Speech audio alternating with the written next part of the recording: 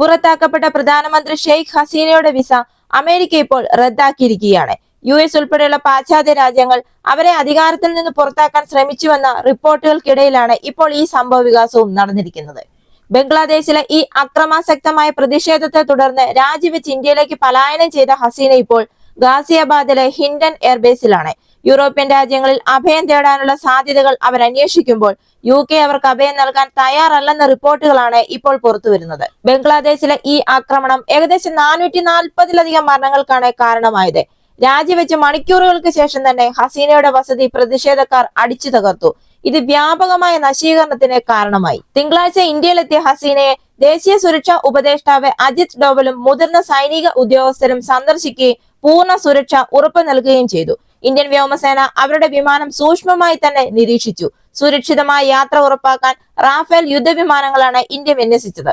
August 5-ന് curfew വകവയ്ക്കാതെ പ്രകടനക്കാർ ധാക്കയിൽ ഒത്തുകൂടുകയായിരുന്നു. സുരക്ഷാ സ്ഥാപനങ്ങളുടെ നേതാക്കളുമായി നടത്തിയ കൂടിക്കാഴ്ചയ്ക്ക് ശേഷമാണ് പ്രധാനമന്ത്രി ഷെയ്ഖ് ഹസീന രാജിവെക്കാനുള്ള തീരുമാനമെടുത്തത്. തീരുമാനത്തിന് ശേഷം ഇന്ത്യയിലേക്ക് വരാൻ അവർ അനുമതി അഭ്യർത്ഥിക്കുകയായിരുന്നു. ഏകദേശം 19,000-ഓളം ഇന്ത്യൻ പൗരന്മാരാണ് ബംഗ്ലാദേശിലുള്ളത്. ഇതിൽ 9,000 വിദ്യാർത്ഥികളാണ്. ഭൂരിഭാഗം വിദ്യാർത്ഥികളും ജൂലൈയിൽ ഇന്ത്യയിലേക്ക് തിരിച്ചെത്തി എന്നാണ് പ്രതീക്ഷിക്കുന്നത്. ഷെയ്ഖ് ഹസീന രാജിവെച്ചതിന് പിന്നാലെ അവാമി ലീഗ് പാർട്ടിയുടെ നേതാവിന്റെ ഉടമസ്ഥതയിലുള്ള ഹോട്ടലിൽ ഒരു ഇന്തോനേഷ്യൻ പൗരൻ ഉൾപ്പെടെ 24 പേരെയാണ് ജനക്കൂട്ടം ബംഗ്ലാദേശിൽ ജീവനോടെ ചുട്ടരിച്ചത്.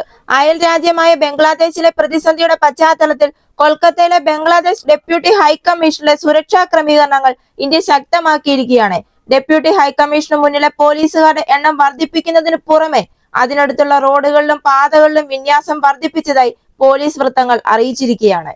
ഈ വീഡിയോ നിങ്ങൾക്ക് ഇഷ്ടമായെങ്കിൽ മറക്കാതെ തന്നെ ഈ ചാനൽ ഒന്ന് സബ്സ്ക്രൈബ് ചെയ്യുക. അടുത്ത വീഡിയോയുമായി വീണ്ടും കാണാം.